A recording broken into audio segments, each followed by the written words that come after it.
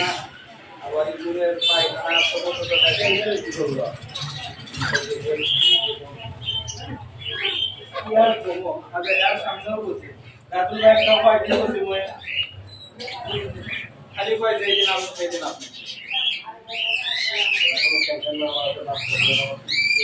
এটা বড় সাইজ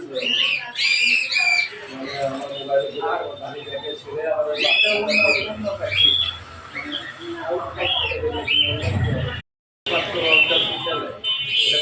না আবার ইঁদুরের পায়খানা ছোট ছোট থাকে এগুলো কি করবো